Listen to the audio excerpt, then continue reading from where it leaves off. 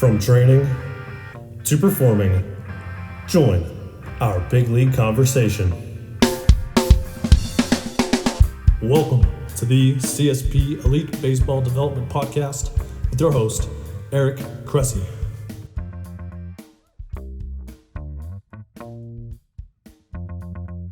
Welcome back to the CSP Elite Baseball Development Podcast. I'm your host, Eric Cressey, and this is episode 96. Today's show is a really important topic that I don't think gets enough appreciation.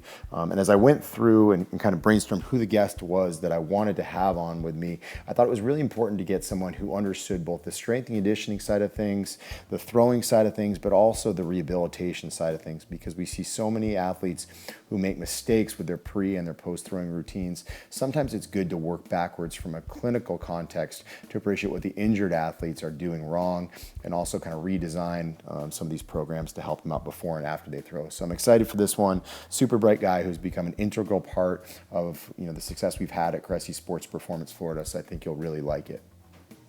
This episode is brought to you by Owens Recovery Science. Owens Recovery Science is a single source for clinicians looking to learn and implement personalized blood flow restriction exercise and rehabilitation into their practice. Johnny Owens and his team work tirelessly to provide you with the most up-to-date, accurate information regarding BFR and its clinical and performance applications. Owens Recovery Science is not only the leader in BFR education and content, but they're also leading the charge in research with involvement in BFR clinical trials worldwide and a multi-million-dollar research grant portfolio. Don't know what BFR is? Looking to learn more about it? Go learn from the ORS crew via their one-day in-person certification courses and read their blog at owensrecoveryscience.com.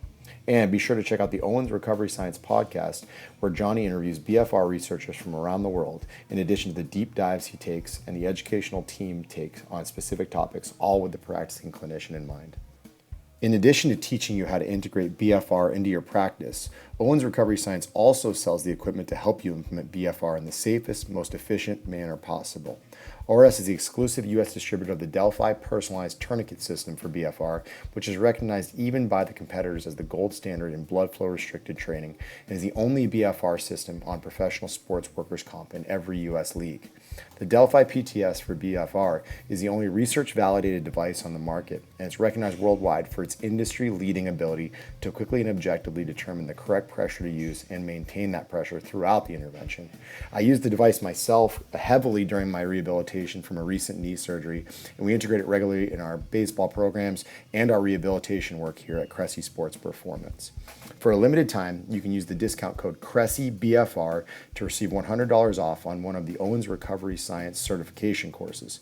Just go to owensrecoveryscience.com, select courses in the menu bar to see their upcoming offers, and then enter the code at checkout. Again, that's CRESSEYBFR to get $100 off. Make sure to act now as this offer expires on June 12th. Today's guest is a physical therapist at Diamond Physical Therapy, which operates out of Cressey Sports Performance, Florida. He completed his undergraduate education at Valdosta State University with a bachelor's degree in exercise physiology, and then went on to complete his doctorate of physical therapy from the University of St. Augustine. After graduation, he completed a strength and conditioning internship at CSP Florida, and following that internship, he joined Diamond Physical Therapy, where he sees patients from all walks of life, but with a particular focus in baseball. In addition to his physical therapy responsibilities, he also serves as the baseball performance manager at Proteus Motion. Please welcome to the show, Tanner Allen.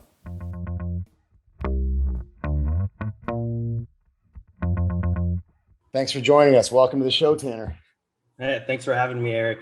I'm It's great pumped. to finally be introduced and to have opportunity to tag along with some of the other greats that you've had on the podcast. No, man, you've earned this spot. You've been an integral part of what we're doing at CSP Florida, and I'm actually really excited to touch on this topic with you because I think it's really right in your wheelhouse with respect to a lot of the athletes that you work, not just on the the rehabilitation side, but really as a strength and conditioning coach over the years, you play that role as well. So I think it's a good opportunity to hit it clinically and proactively. So I think maybe that leads into my first question. Let's talk about your perspective. One thing that I think is really interesting about your path is that you finished physical therapy school and then you came and did a strength and conditioning internship with us at CSP Florida. Most people will do it the other way around. We'll see people who will come and intern with us, in the last year or two of their undergrad career, and then they'll head off to do a DPT. So I'm curious, what was the rationale for going to CSP after you finished your physical therapy school, and how did interning at CSP, complement what you learned in that, schooling experience to get you to where you are today? Yeah, it's a non-traditional way of getting here for sure, and one that I loved. And honestly, a scenario that I'm extremely thankful for and how it played out. When I look back at how things have fallen into place, and one of those things that pops into my mind regularly as one of the best decisions I could have made. Going back real quickly, just to give some of the viewers some context on how I ended up here. I always wanted to do strength and conditioning, but I ultimately went to the PT route because I was finding myself injured and had to teach myself how to do things coming from a smaller town and didn't have very many options other than just figuring it out by trial and fire. It's something that I absolutely loved and learned a lot of life lessons that helped me today. And I ultimately fell in love with the idea of talking and spending time with people and helping them through things. But I knew for me to get the most out of my time and helping others, and particularly athletes, I wanted to combine the two professions of physical therapy and strength and conditioning. So I got my CSCS in my gap year between undergrad, waiting to start physical therapy school as a way to try and bolster my resume and continue working towards future goals, wanting to be able to see guys from a rehabilitative state all the way up through return to play and beyond. So it only made sense to get a mentorship in the strength and conditioning realm, just like I had in clinical rotations for PT school. Obviously, I never thought things would fall into place the way that they have.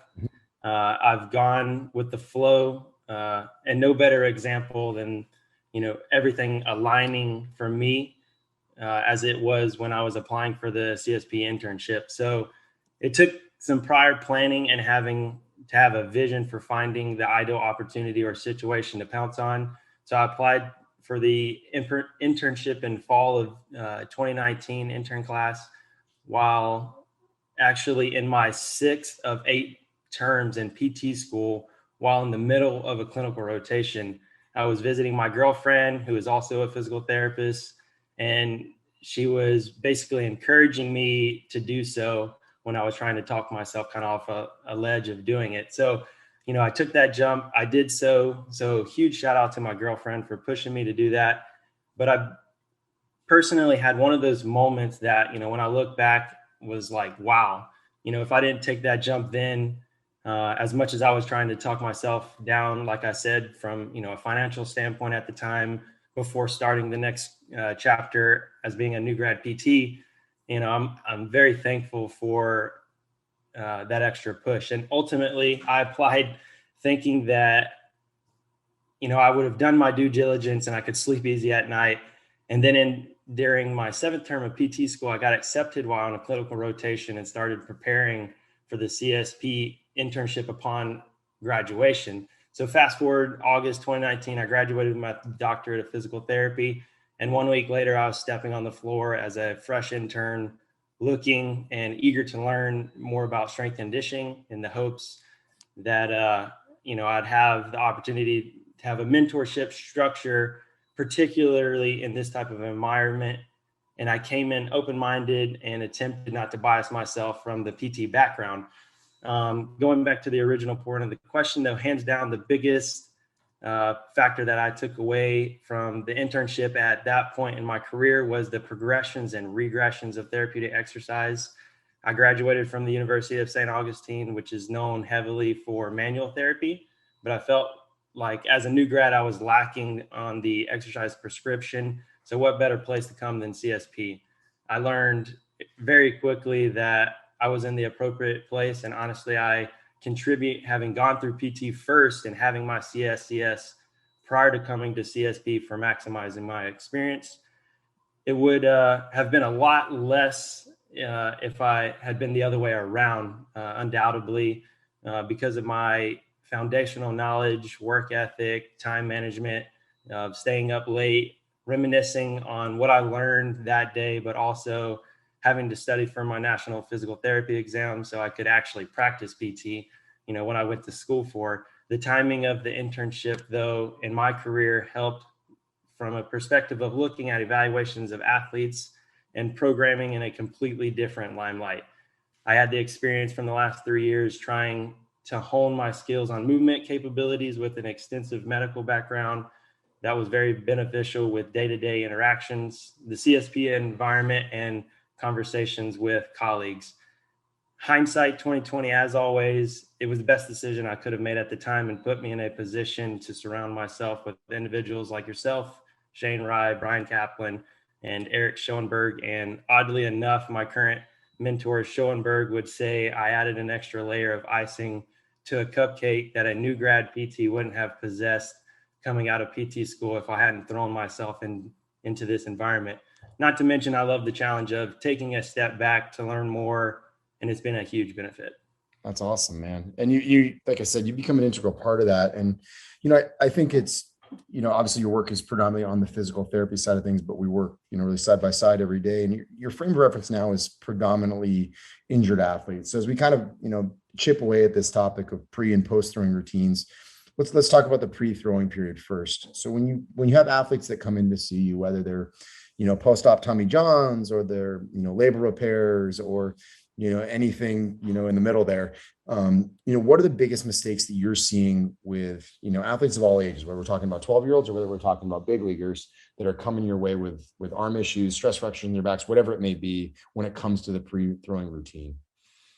Yeah, that's a great question, and one that I have commonly thought about in my new role as a physical therapist at Diamond Physical Therapy within CSP. So I think it's important, first off, that have an understanding of what pre-throwing would be.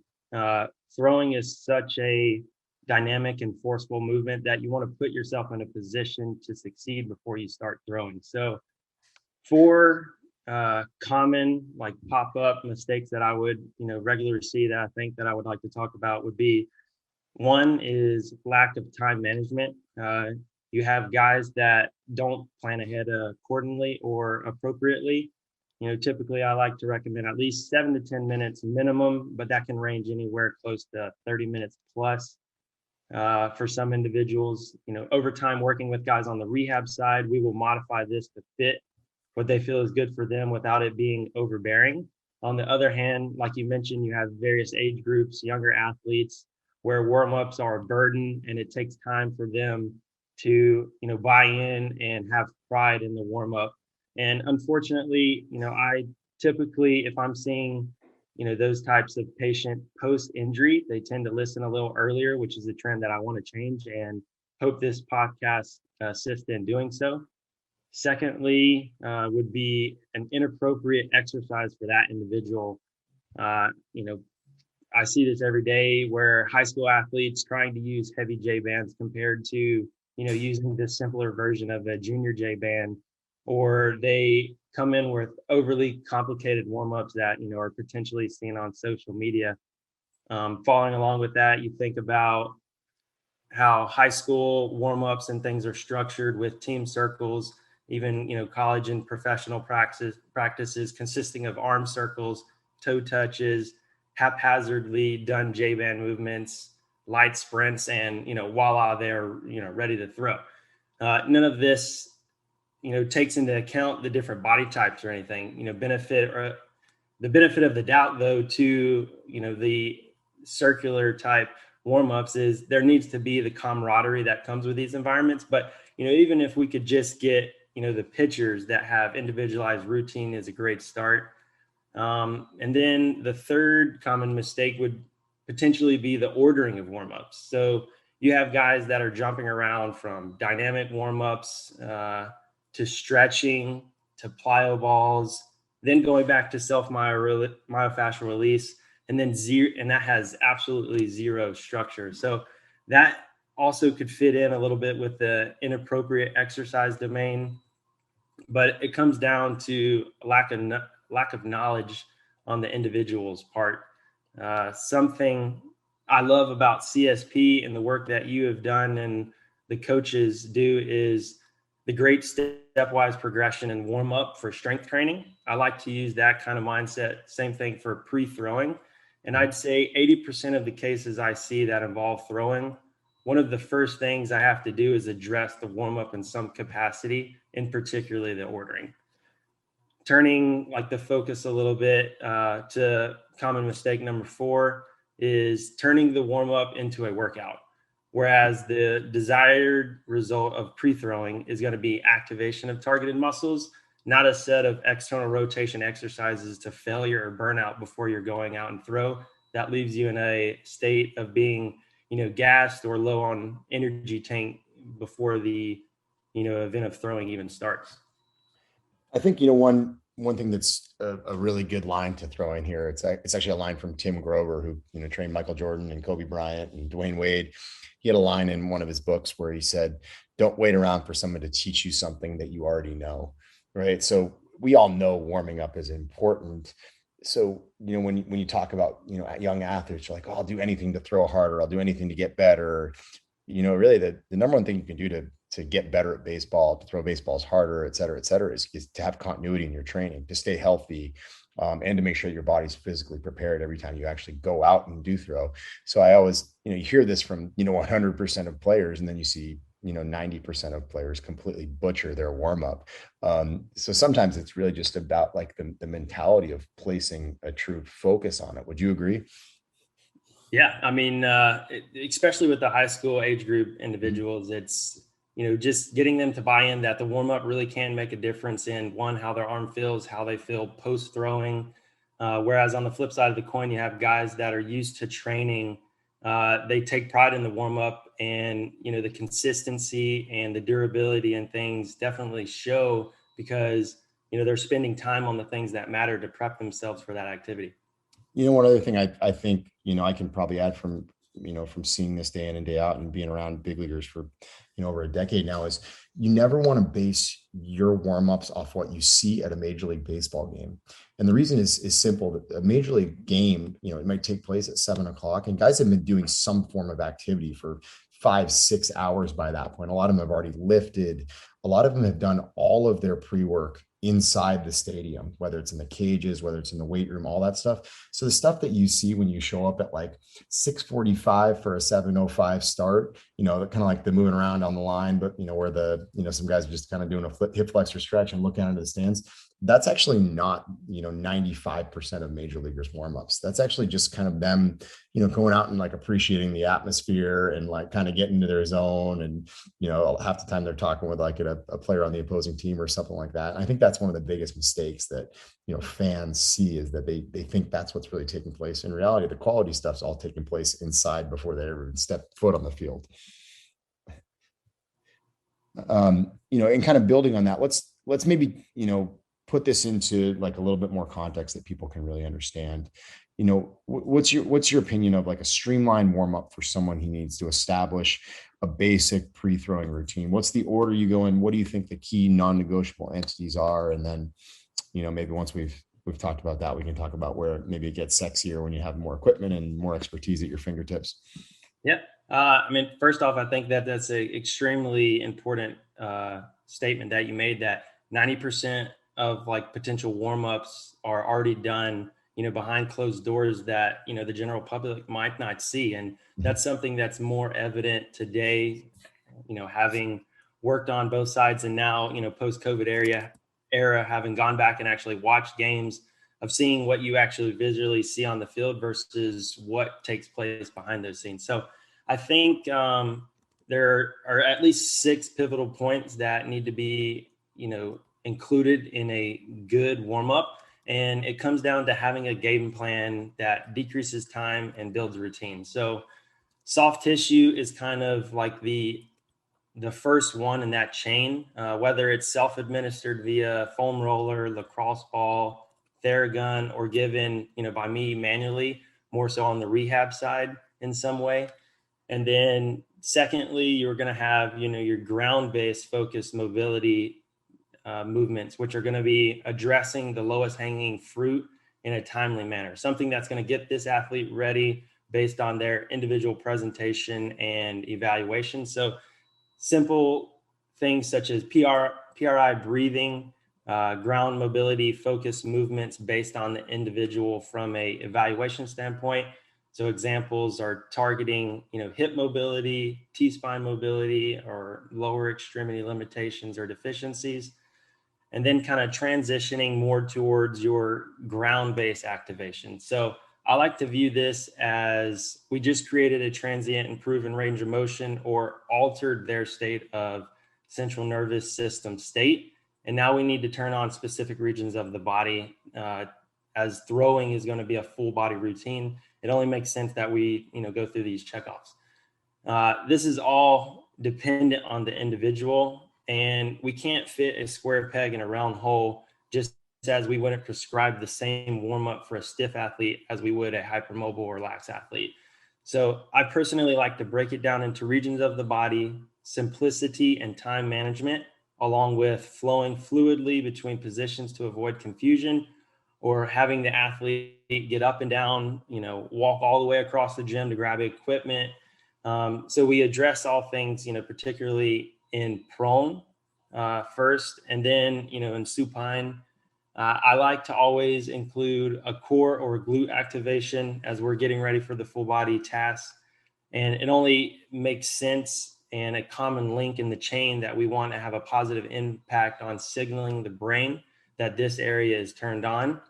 And then finally, any seated positions or things before we transition to actually getting the athlete up and movement. All in all, a well-established warm-up on paper should be, similar to an essay that you wrote in school. You have your introductory paragraph, your body paragraphs, and your concluding paragraphs. And oddly enough, I was horrible at English in school, yet here I am referencing writing. I know a few people will get a kick out of that. First time the 5-paragraph essay has ever been referenced on the Elite Baseball Development Podcast. Yeah. So you're a trendsetter. But the last three parts can be, slightly interchangeable, just as like the bodies of your essay can. Yet the ordering that makes the most sense for me would be, your full body dynamic movements. So tying together the ground-based movements with the individual's needs in mind into a functional movement pattern that targets both multiplanar and triplanar movements, as well as challenging single leg stability, hinging, light plyometrics, skips, jogs, and things that start to make a change in the body temperature of the athlete. Mm-hmm. And then we move into more of like your arm care specific. So once the athlete is in a state of feeling like their body is warmed up, I like to get into arm care, something simple. It's not rocket science. I want the muscles responsible for upward rotation of the scapula. So serratus anterior, lower trap, and upper trap, but with the added focus on, the serratus anterior and the lower trap being the prime targets. Then, of course, the external rotators in a controlled environment, and then something that recreates a more dynamic layback or changing into and out of ER and IR and engaging the posterior cuff in prep for throwing. All of these things can be done in different parts respectively, but, an ideal scenario on throwing days, this needs to be checked off. It would be the same as, SpaceX or NASA 10 minutes before liftoff, pulling the plug on the launch. In this case, it would be throwing. The posterior cuff and upper rotation activation must be done in my eyes before throwing. And I kind of have a funny story. Just the other day, I was working with an individual that I was not seeing for PT, but mainly asking for his help to perform supine ER holds on me early in the morning as part of my arm care routine, as I throw upwards of 4 to 6 times a day with all my rehab guys. And it turned into one of these scenarios. You scratch my back, I'll scratch your back, with us trading a set of ER holds for myself, and I'll do a set for you. Later that day, he made the comment to me that his arm felt 100 times better, with his throwing, just from having, felt proper in-range cuff activation before going out. So, just a subtle thing to turn that area on has huge benefits. And then the last phase of, a structured warm-up, needs to encompass some of those athletic-based movements and full body sequencing movements. This is going to be your med balls. We have that opportunity to use Proteus here at CSP, which I love having for, things such as post-activation potentiation drills to get short-term benefits. And this is also where you can then throw in some of your plyo balls, skill-specific demands, or insertion of proprioception and kinesthetic awareness of the body and arm care, and awareness of the kinesthetic awareness and of the body and arm can also be added in. I like it. So you kind of hinted at Proteus, and I know you'll take it even further with other guys. Obviously, rehab cases, everybody has unique, kind of, needs in that regard. So when you want to go kind of next level with stuff, what are the things that you find are, or maybe not the things that you introduce to the 16-year-old kid who's just kind of like find his way, but you might throw at your major leaguer who's doing a rehab. Like I know, right now you've got a guy who had a lat tear that with a repair, and then there was a humeral shaft fracture. Like, he's obviously a guy who's got a really substantial injury history, a big old scar from that repair. What are you doing differently with someone like that versus the novice high school kid? Yeah, I think the one thing that my environment at CSP allows me to, use is Proteus. So, just quickly to hit on Proteus, I know we can make an entire podcast solely on that, but having an opportunity or an implement such as Proteus to get a full body activation from the ground up that is, in a sense, similar to injecting the central nervous system with input from the ground up, and allowing proprioception and kinesthetic awareness for all our athletes. But you referenced, the one specific athlete that I'm working with. Any type of feedback that we can give his brain on where his body is in space, and then translate that to the field, in particular his throwing, is a huge step. So building on that question, though, specific needs of individuals to just kind of like spice up their, pre-throwing routine, since we have the opportunity to do so. And, most of my sessions with guys are an hour. So the more that I can, educate them on proper ways to, do things pre-throwing, I can do so. But on the rehab side of things, like questions I have to ask myself, are they coming back from, post-surgery? If so, what are they dealing with? What are their biggest limitations from throwing optimally? How old they are. Is there any differences in various age groups? There's tons of different things that could, play into, where I would go with adding to their routines. Are they an unstable guy? Say they are coming back from recent subluxation injury of the shoulder, dealing with labral pathologies. You have, shoulder strains. Are they a guy that only knows one gear and they don't know how to like tailor things back a little bit? Are there any factors like habitual postures, where guys, have the opportunity to train with me for a few hours out of the week in the grand scheme of things, but then, they go right back in front of sitting in front of their TV, playing video games. So having the opportunity to take it a step deeper on the individualized program, in my mind, and having the opportunity to get granular is what gets me as a PT, or, our coaches, to get the most out of, our guys before they're throwing. And, that's just to name a few, but ultimately it comes down to each player being open-minded and aware as to what their limitations are, and having tools or game plan to address those. And I think, really, and that was all great stuff. I think it is important for us to qualify stuff. Just because we're talking about a lot of different entities doesn't mean this takes an hour and a half. Most of these guys, it's somewhere in the ballpark of 20 to 25 minutes before they're really out there throwing a 5-ounce baseball. It might be, 5 to 7 minutes of foam rolling, and then maybe there's a little bit of manual therapy with you just to kind of get to motion where it needs to be. There's some positional breathing, there's some mobility stuff, there's some, ground-based and standing, there's some scap control and cuff activation. Maybe they throw the med ball, maybe they hop on Proteus, maybe they do some rhythmic stabilizations. But this isn't taking 4.5 hours. It's really just a 20 to 30 minute initiative to get them going, get body temperature up, and really groove those patterns that we need. And I think we talk about all these different entities that it can include. And a lot of people think that, it's going to be absurdly long. And I don't feel like we have any athletes that complain about the length of the warm up.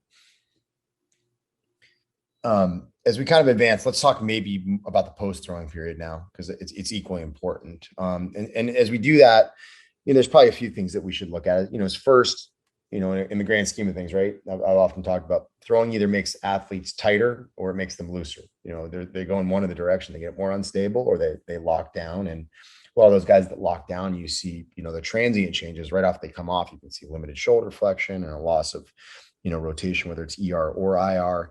And then the next day, it actually might be more, substantially worse as, they lay down a little bit of, delayed onset muscle soreness potentially on top of it. But, what are the mistakes that you're seeing athletes after they finish, throwing? What's your go-to stuff that they're not doing?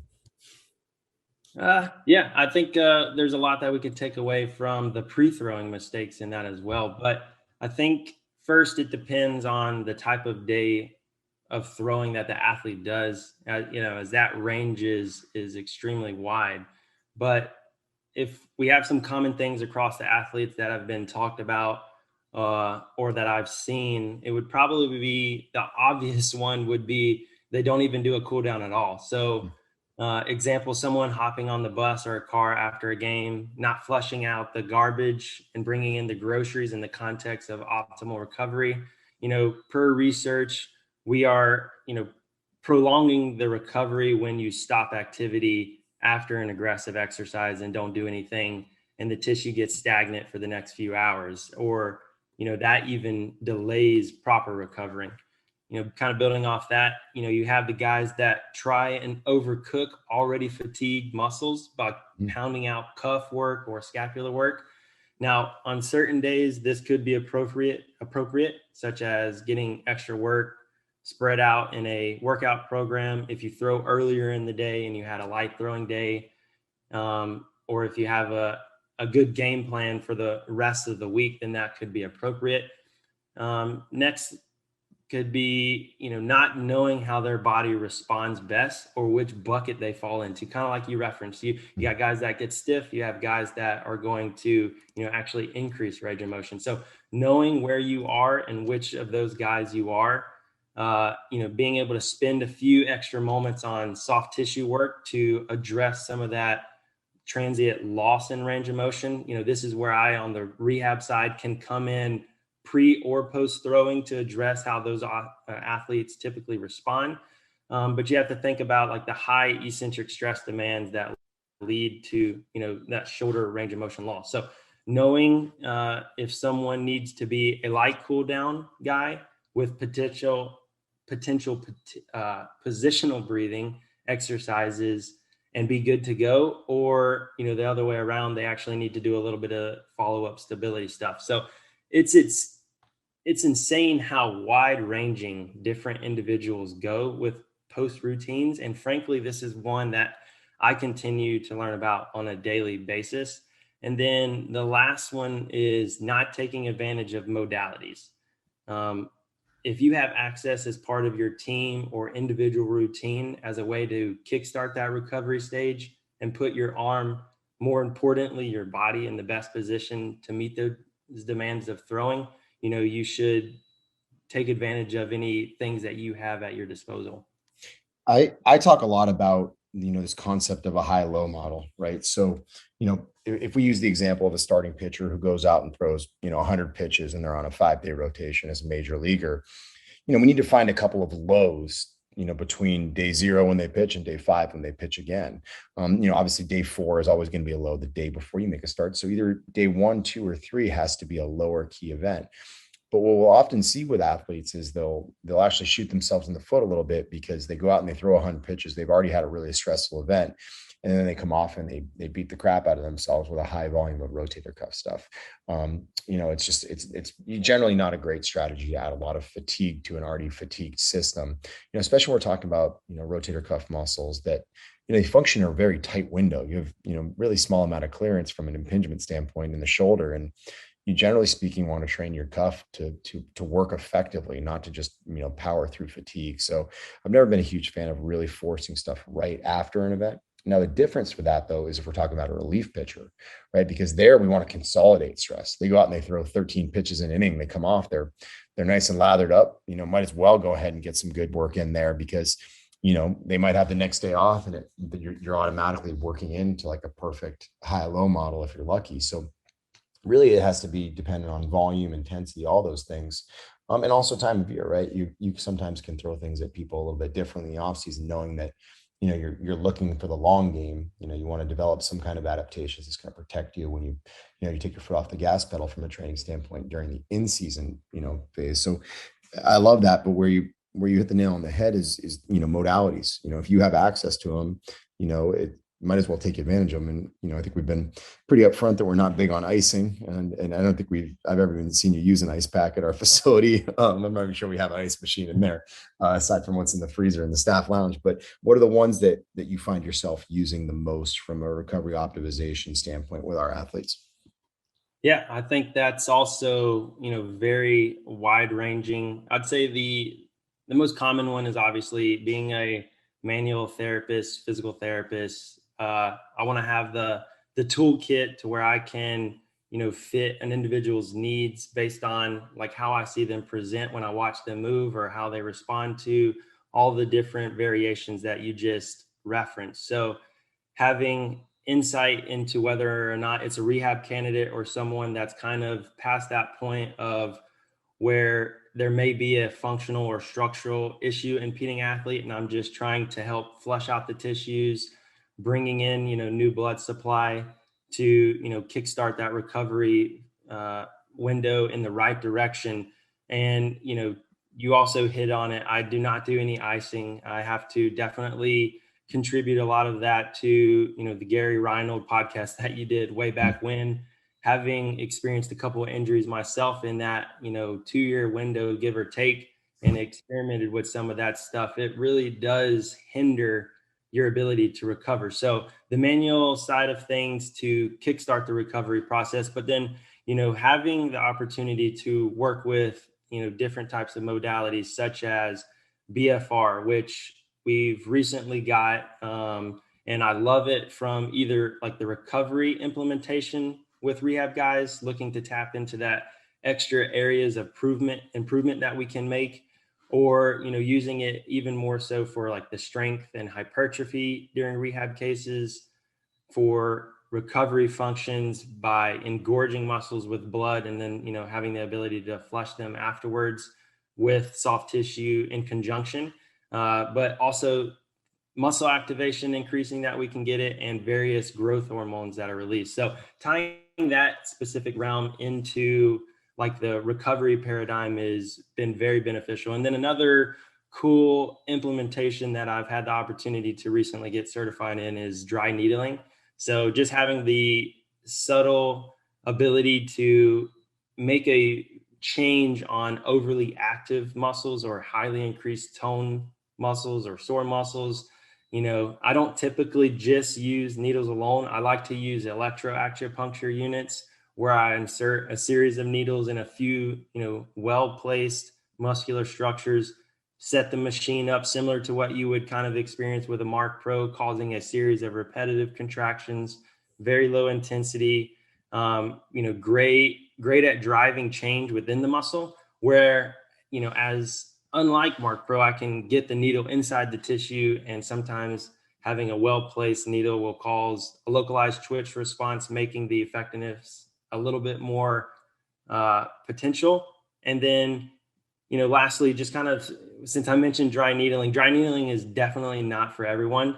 But if I have a rehab guy that needs assistance or a step above manual therapy, having this option has really been game changing in like the short period of time that I've had to, use that. And then the final two is going to be, cupping, similar to soft tissue, but guys can administer it to themselves. A lot of guys really love it in the facility, and then other guys it doesn't really work for as much. So having those insights into individuals on what they like and what they don't like helps kind of bridge that gap. But then lastly, Mark Pro, the continuous active recovery capabilities that you can slap the pads on. The guys can go about doing something, or just kick back and relax and let the device get the recovery train moving by taking out the garbage and bringing in the groceries, like I mentioned earlier. I like it. And, I think, we maybe even skipped over the two most important things, and that's nutrition / hydration and sleep. I thought, we had Jimmy Nelson on a recent podcast, and, you worked closely with Jimmy this past off season. I was proud of him for bringing those to light first and foremost, because they definitely, take the cake with respect to what we can do. I think everybody wants to go for the sexy stuff, and, the stuff you outlined definitely works. But if, the nutrition, the sleep quality isn't where it needs to be, all that other stuff is, it's a moot point. So I'm curious, what do you think, maybe is the next frontier? Like, what do we need to know more about from a, performance optimization standpoint in the pre-throwing period, and then a recovery optimization, standpoint? Is there stuff that, you lay awake thinking about at night, in terms of how we can best help athletes, or, is it more the implementation of maybe what we already know? Yeah, I think it's a kind of a combination of both. I mean, I know that myself, I'm new to the PT game. I'm new to the baseball realm. I feel like I'm playing catch up from, a lot of years past, but, that's what makes me wake up at night, knowing what can I do better for my athletes? Where can I listen better to listen to some of the common stuff that they're dealing with? How can I be better with implementing some of the strategies that I mentioned above? But then also, what is that go-to thing that's potentially still out there that we haven't kind of stumbled upon yet? So I think it's a combination of all the above, though, honestly. That's great. Awesome. Well, folks can find you on Instagram, both under the CSP_physical therapy handle. And then on Instagram, your personal one is JT Brave. Always have some good stuff up there. And then obviously they can find you at diamondphystherapy.com. That's the physical therapy entity that you and Eric Schoenberg head up out of our Florida facility. Tanner, this is awesome. Thanks so much for taking the time to join us, and lots of really good insights here. Thank you very much, Eric, and wish you the best with your quick trip up to Massachusetts, and can't wait for you already come back. I miss being able to bounce questions off of you all the time. So thank you for the opportunity and inviting me on the podcast. You got it, man. We'll see you soon. Thanks again. Thank you. Thank you for joining us for another episode of the CSP Elite Baseball Development Podcast. If you enjoyed this episode, we'd be thrilled if you'd consider subscribing to the podcast and leaving us a review to read on iTunes. We welcome your suggestions for future guests and questions. Just email elitebaseballpodcast@gmail.com. Thank you for your continued support, and we'll see you next episode.